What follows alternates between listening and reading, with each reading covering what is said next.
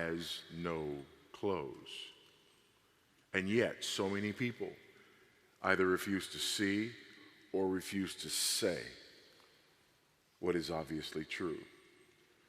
And so my goal here is twofold. I want you to know what is happening, what has happened, and how it's happened. And I want you to be prepared with a response, with an apologetic. Listen to this from Mark Stein. In the old days, there was sodomy, an act. In the late 19th century, the word was coined. A condition, there's something missing there. The word homosexuality was coined, a condition. A generation ago, the accepted term became gay. Each formulation raised the stakes. One can object to or even criminalize an act. One is obligated to be sympathetic toward a condition. But once it's a fully fledged 24/7 identity, like being Hispanic or Inuit, anything less than wholehearted acceptance gets you marked as a bigot. So when we go from sodomy to homosexuality to gay, when we go from an act to a condition to a lifestyle, all of a sudden the way you respond has to change as well. The transformation of a crime against nature, which is what sodomy means. It's a crime against nature. A lot of people are sort of, now we don't even know what that term means anymore, and we think sodomy is only one particular act or one particular kind of act, but sodomy refers to a crime against nature. So lesbians are sodomites just like gay men are sodomites, because that refers to unnatural sexual acts. The transformation of a crime against nature into a co-equal civil identity within little more than the span of one human lifetime is one of the most remarkable victories ever achieved by any minority group in the Western world.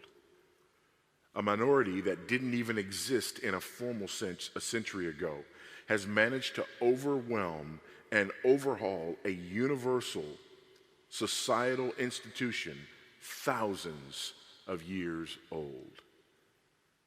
How can that be so? And in such a short period of time, how can that be so? Well, fasten your seatbelts. There's a lot of information that's going to come at you. In the next session, we'll deal with this from a biblical theological perspective, but right now, I just want to inform you as to how we got here. So hold on. First of all, why blackness? You saw that cover article from The Advocate. The Advocate is a gay magazine, and that article, Gay is the New Black. In that article, the author states, "We have no natural allies and therefore cannot rely on the assistance of any group. We have only tactical allies, people who do not want barbarous things done to us because they fear the same things may someday be done to them." So how do you create those tactical allies? That's what this is all about. Listen to this from Kirk and Mattson. I'll say more about them a little later. To suggest in public that homosexuality might be chosen is to open the can of worms labeled moral choice and sin, and give the religious intransigents a stick to beat us with. Straights must be taught that it is as natural for some persons to be homosexual as it is for others to be heterosexual. Wickedness and seduction have nothing to do with it. And since no choice is involved, gayness can be no more blameworthy than straightness. Here's the key. Notice they say they must be taught that there's no choice involved here. By the way, not based on any evidence. And you'll see that later on from these same authors. They're not saying that we have to be taught that this is what the evidence says. They're saying that we have to be taught this even though it's not true, because that's the only way to achieve what they want to achieve. In fact, it is simply a matter of the odds, 1 in 10, as to who turns out gay and who's straight. Each heterosexual must be led to realize that he might easily have been born homosexual himself. By the way, the authors admit that the 1 in 10 statistic is not based in fact. The only person who's ever posited this idea that 1 in 10 people is homosexual is Kinsey. And we know that Kinsey has been debunked. The most reliable statistics and most widely accepted study of sexual practices in the United States comes from the National Health and Social Life Survey. And according to the NHSLS, only 2.8% of males and 1.4% of the female population identify themselves as gay, lesbian, or bisexual.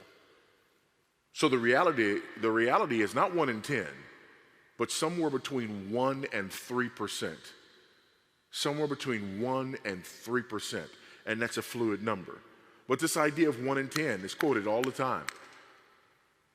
The Nazis understood this. Goebbels was famous for saying, if you tell a big lie often enough, it becomes the truth. And this is such a case. This is from John McKellar, openly homosexual founder of HOPE, Homosexuals Opposed to Pride Extremism.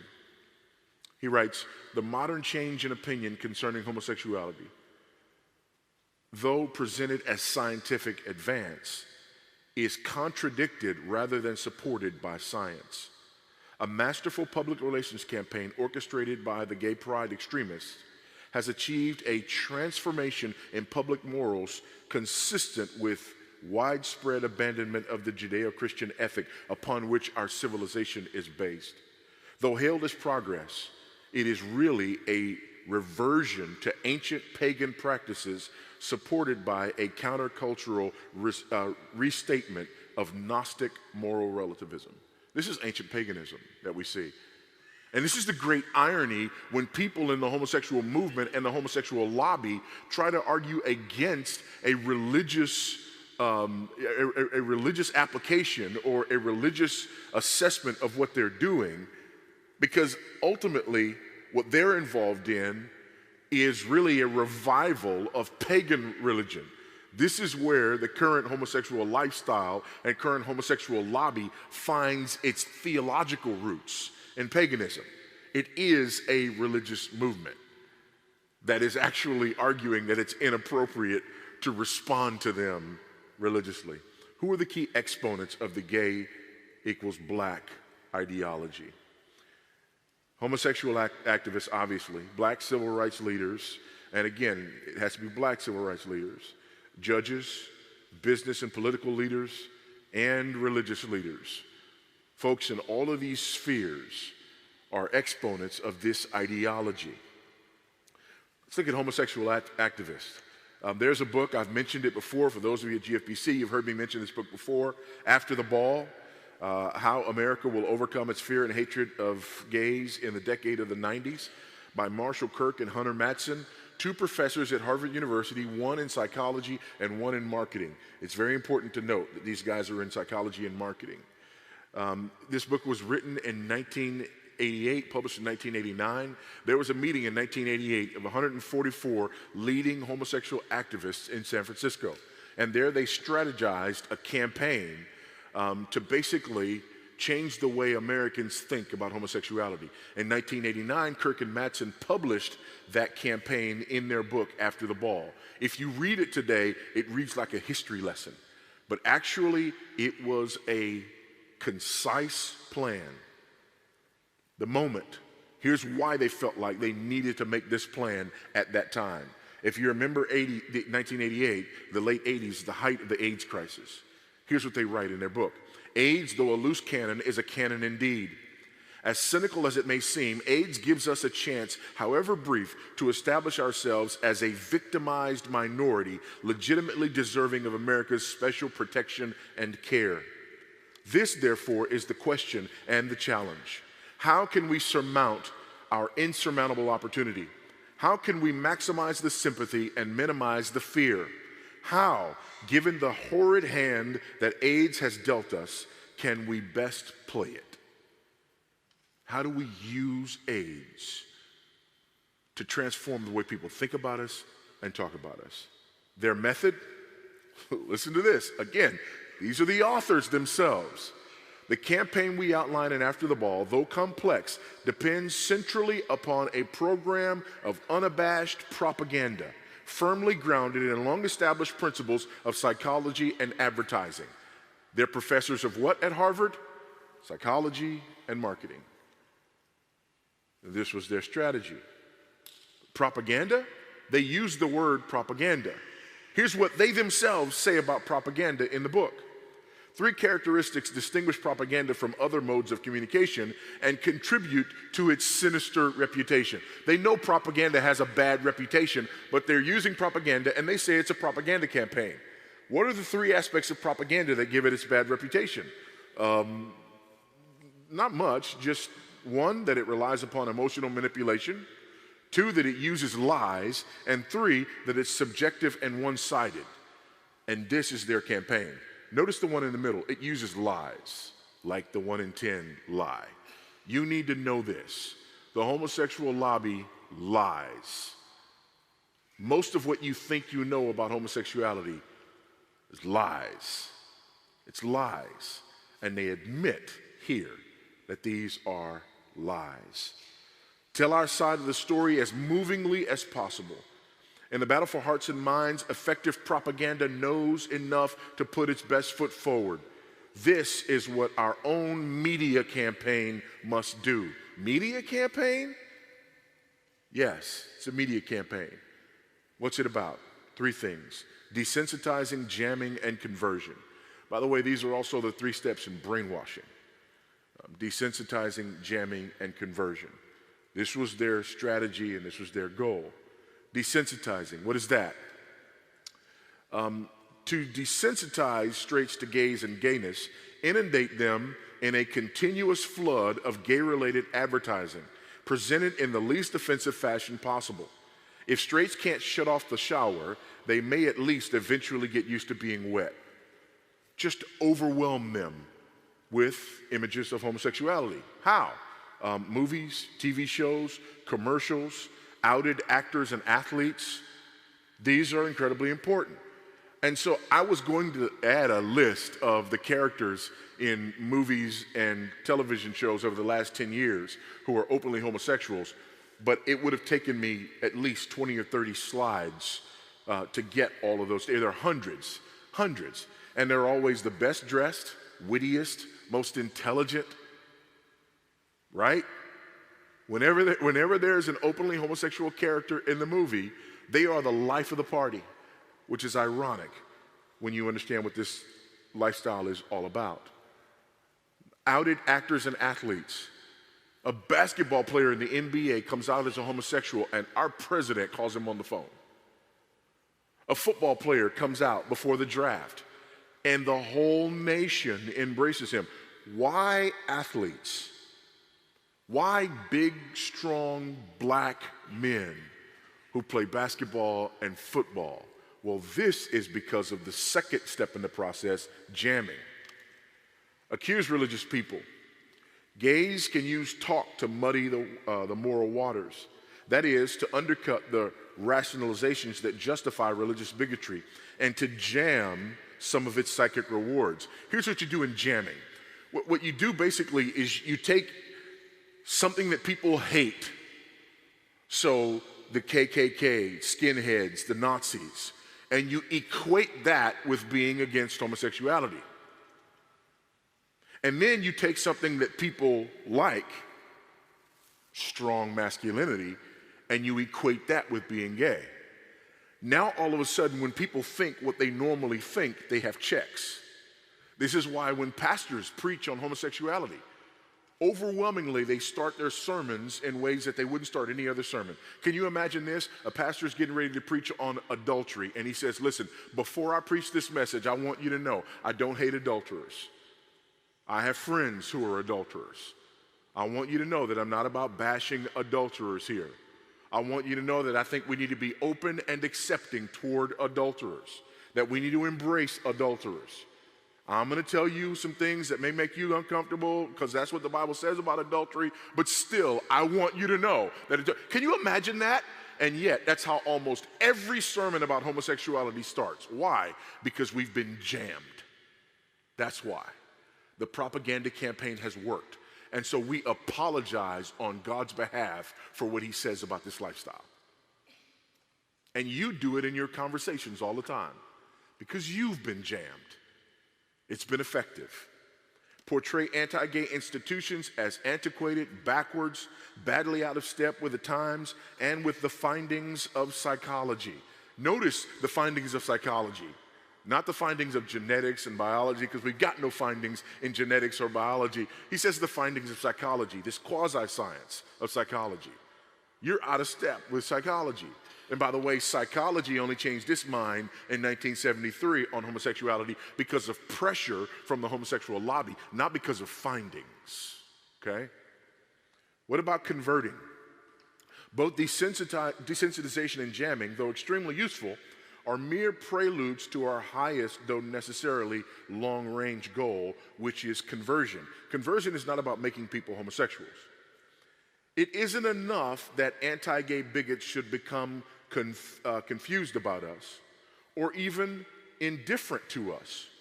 We are safest in the long run if we can actually make them like us. This is the goal of conversion, to change your opinion about homosexuals. Listen, again, these are the authors themselves. Please don't confuse conversion with political subversion. By conversion, we actually mean something far more profoundly threatening to the American way of life, without which no truly sweeping social change can occur. We mean conversion of the average American's emotions, mind, and will through a planned psychological attack in the form of propaganda fed to the nation through the media and the schools. Just chew on that for a minute. This is not about poor, innocent victims. This was a thoughtful propaganda strategy designed to change the way you think, designed to make you feel uncomfortable every time somebody says what the Bible says about homosexuality, designed to make the younger generation among us blame the church for homosexuality.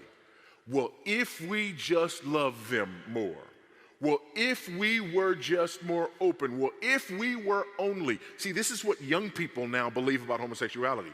The problem is not the homosexual, the problem is Christianity. If Christianity was just better, then we wouldn't have the problems that we have. Folks, these are people who've been desensitized, jammed, and converted. And this is the younger generation. And this is what they're fed in our schools. What about black civil rights leaders?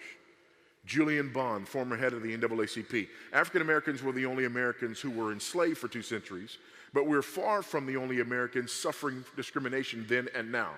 Sexual disposition parallels race. In other words, gay is the new black.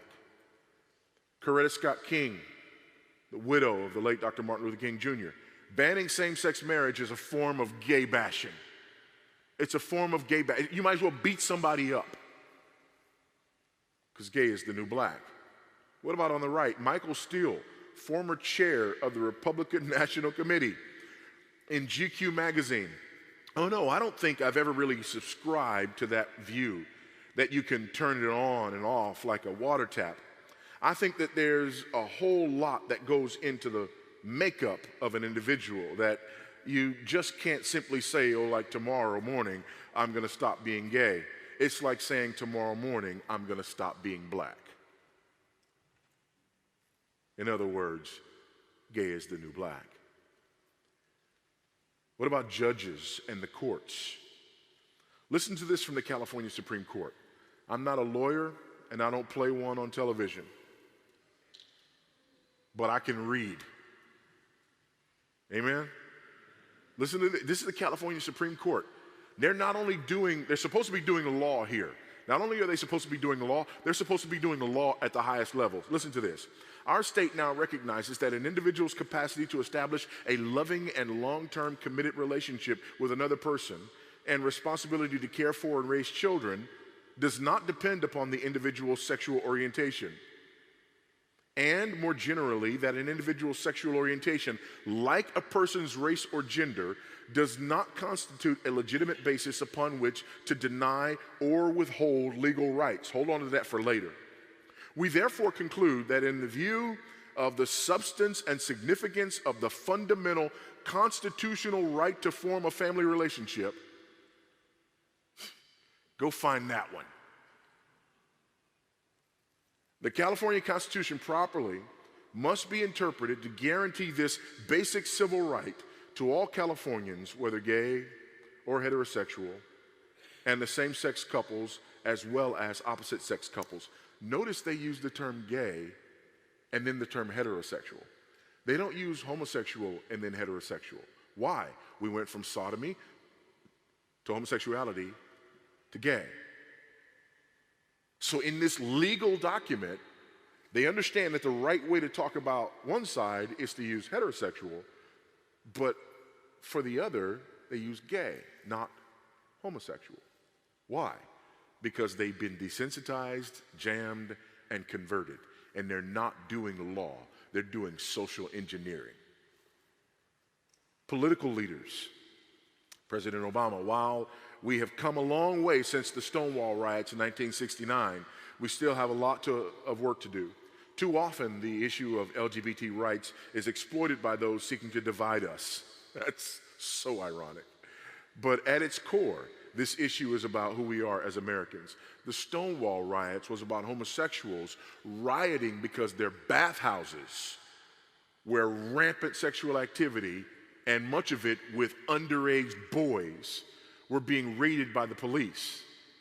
How dare you raid our dens of iniquity where we molest underage boys? And our president equates that to the civil rights movement. How dare he? How dare he? But he's been desensitized, he's been jammed, and he's been converted. On day one, he didn't know what he was going to do about the Middle East, still doesn't. But on day one, this was up on whitehouse.gov, his LGBT strategy. Expand hate crimes legislation, done. Fight workplace discrimination, done. Support full civil unions and federal rights for LGBT couples, done. Oppose a constitutional ban on same-sex marriage, done. Repeal Don't Ask, Don't Tell, done. Expand adoption rights, done. The number one growth area in adoption in America is same-sex couples adopting children, and particularly little black boys. There's not a lot that this guy can say he accomplished just like he said he would, but when it comes to LGBT issues, he can say, I did exactly what I said I was going to do, and then some. Education. Arne Duncan is the Secretary of Education. Obama brought him in from Chicago. Why? Because he was a great superintendent of schools there? No. While he was there, only 83% of the eighth graders couldn't read at grade level. Only 83%. Only 87% couldn't do math at grade level. Only 77% couldn't write at grade level. And only 84% couldn't do science at grade level. This is pathetic. This man should have been fired from his post, not brought to the United States as the Secretary of Education. But what did he do? Even more astonishing, the Secretary-elect managed to achieve these arresting results by spending a modest $10,555 per pupil per year. Now, you may think, well, that doesn't sound like a lot of money. Homeschoolers outperform public and private school children in every measure, social and academic. And they do it spending on average about $600 per child per year. This would be the equivalent of a homeschool family with 4 children spending $42,220 just on their education. That's ridiculous. That's an obscene amount of money. By the way, their argument is the reason they weren't getting good results is because they needed more. That's an obscene amount of money to spend on education per child. He also started the Chicago Annenberg Challenge. Very innovative. Bill Ayers and Barack Obama served together on the board of the Chicago Annenberg Challenge. You remember the name Bill Ayers from the first election. They endorsed the establishment of the Chicago Social Justice High School's Pride Campus. What was this? It was actually the first campus designated and designed for openly homosexual students. This is the kind of innovator that Arnie Duncan was before he became the Secretary of Education. Well, there's another guy by the name of Kevin Jennings. Kevin Jennings was the founder of GLSEN, the Gay, Lesbian, Straight Education Network. Their goal was to put gay-straight alliances in every school in the United States. I believe there's one in almost every district in the United States, and in most schools in the United States, there's a gay-straight alliance. Their strategy was to use Safe Schools, which is an anti-bullying curriculum. It's really a pro-homosexual curriculum designed to infiltrate schools and indoctrinate children toward the homosexual lifestyle, but they called it Safe Schools, an anti-bullying program. Arnie Duncan brought Kevin Jennings to Washington as the Safe Schools czar in order to promote this ideology in every school in America. The promotion of the homosexual lifestyle through the federal government, who, by the way, has no constitutional jurisdiction whatsoever in the area of education. Business leaders. Steve Jobs, CEO of Apple Computer. I won't read that for the sake of time. Not to be outdone, Sergey Brin, co-founder of Google. You know, again, you can't get away from it. You can't get away from it. The minute you start saying, well, I'm not going to use a computer from one of these companies that supports the gay lifestyle, you better go build your own. And your own internet, and your own planes, and everything else. It's everywhere. What about religious leaders? Listen to this. Again, for the sake of time, I won't read this, but it's from Brian McLaren. Brian McLaren is basically arguing we need to study the issue for 5 years to see if we can figure out, what God has to say on it, because the Bible evidently is just not clear. Gene Robinson, first openly gay bishop in the Episcopal Church. You know that. You knew he was openly homosexual. You may not have known he was an admitted alcoholic and that he had abandoned his wife and children for his gay lover. So again, at every one of these points, he's disqualified. But because of this opportunity to make this historic appointment, there he was. So what's their strategy? What's their strategy? How are they selling this? How are they getting away with this? Because we see on the one hand, here's how they've affected people's thinking. But how do they enforce this? Ad hominem attacks, intimidation, question-begging logic, and the genetic fallacy. This is how they get away with it. I want you to see this, because this is going to be important to set the table going into our next session on how we engage people on this. Argument ad hominem. That's an argument against the person, argument against the man. You see this with kids all the time. They're having an argument, and when one of the kids runs out of arguments, then all of a sudden it's, oh, yeah, well, you're ugly. That means you run out of things to say, right? You just start calling people names. You got nothing else to say. Listen to this from Representative Barney Frank, openly homosexual Representative Barney Frank. I wouldn't want the homosexual marriage issue to go to the United States Supreme Court now because that homophobe, Antonin Scalia, has too many votes on this current court. Again, it's interesting that he's attacking the man, not because he's wrong, but because he is a homophobe. I want you to also notice that when you're attacked by the homosexual lobby, it's not your position that's attacked, it's your person. You are a bigot. You are a homophobe. Your character is the problem. You need to be retrained. Begging the question. By the way, begging the question, this is a huge pet peeve for me. You hear it all the time on television and in the news. People who use words and arguments for their living, you hear it from politicians who are supposed to be, professional debaters, and they'll go, well, that begs the question, da-da-da-da-da-da. And what they mean is that raises the question. To beg the question is a logical fallacy in an argument. It means that basically you're stating as fact something that the debate is supposed to be designed to prove. So if you and I are debating as to whether or not I beat my dog, and you say, well, when you beat your dog, do you use your right hand or your left? You're begging the question because you haven't proved yet that I beat my dog. That's what it means to beg the question. How do they beg the question? Well, number one, they say homosexuality is as immutable as ethnicity. Have they proved that? No, they haven't proved that.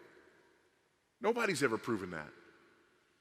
The twin study, the brain study, the pheromone study, the X chromosome study, nobody's proved that. In fact, you can't prove that a person is a homosexual. All you can prove is that somebody engages in homosexual activity. You can't prove that they are a homosexual. Is there a test for it? Of course there's not a test for it. Why? Because we haven't proved it. If we had proved it, then when people died, you can out them after their death. You can take a blood test and you can say, see, he was homosexual. We knew it all the time. There it is, right there in his blood. There it is, right there in his DNA. There it is, right there in his brain. There it is, right there. But there's not a test for it because it hasn't been proven. So they're begging the question. When the California Supreme Court says it's as immutable as race, it hasn't been proven. And yet they're making decisions based on question-begging logic. Guess what I know? 1 Corinthians 6, 9-11. Do you not know that the unrighteous will not inherit the kingdom of God? Do not be deceived, neither the sexual immoral, nor idolaters, nor adulterers, nor men who practice homosexuality, nor thieves, nor the greedy, nor drunkards, nor revilers, nor swindlers will inherit the kingdom of God. And such were some of you. You were washed, you were sanctified, you were justified in the name of the Lord Jesus Christ by the Spirit of God. 2,000-year-old evidence that people stopped being homosexuals. Huh? If it's as immutable as ethnicity, how did people stop? Well, they may have stopped doing it, but they didn't stop being it. Prove it. Do the blood test. Well, we don't have one. Well, then how can you make such a statement? You're begging the question. You haven't proved it. Second way they beg the question. Homosexuals are denied a fundamental right when they are not allowed to marry. Actually, they're not. Because homosexuals can marry. They do. How do I know? Well, here's a newspaper article. I'm married with 2 children. 3 years ago, I found out my husband was having an affair with another man. He still lives at home and continues his relationship with this man. I don't have it in me to throw him out and get on with my life. I'm afraid to bring up 2 children alone. Wait a minute, you mean nobody came to the house and said, excuse me, sir, you're homosexual. You're not allowed to be married. Who can forget this one? A married man, Thomas Beatty, who used to be a woman, says that he is pregnant and will give birth to a baby girl in July. How can homosexuals be denied the right to marry if you can't even prove that someone is a homosexual? There's proof. By the way, don't take my word for it. Here's the Iowa Supreme Court. Listen here. It is true the marriage statute does not expressly prohibit gay and lesbian persons from marrying. End of discussion. It should be over right there. The discrimination does not exist. The Iowa Supreme Court just acknowledged it. The statute does not say if you are homosexual, you're not. They're allowed the exact same right that I'm allowed. Yeah, but they can't marry a man. I can't either. Which means the law is the exact same for me as it is for them. And the discrimination does not exist. Iowa acknowledges this and then goes on to ignore it. It does, however, require that if they marry, it must be to someone of the opposite sex. same as the law is for me, which means there's no discrimination. Viewed in the complete context of marriage, including intimacy, civil marriage with a person of the opposite sex is as unappealing, is that a legal term? To a gay or lesbian person as civil marriage with a person of the same sex is to a heterosexual. That's not law, people. They're begging the question. How do you prove what's more appealing to one person versus another?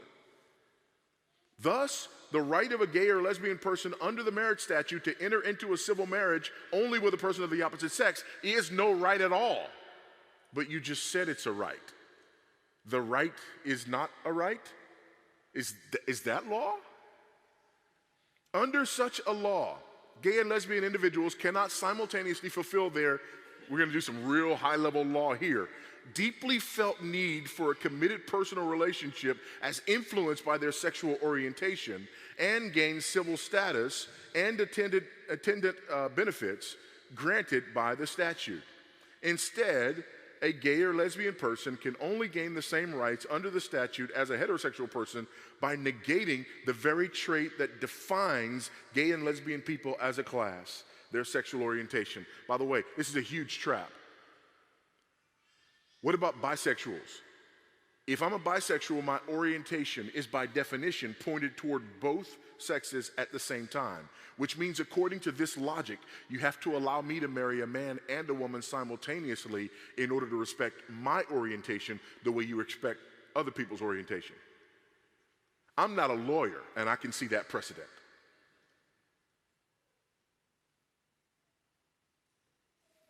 So here's how the logic goes. Look at the syllogism.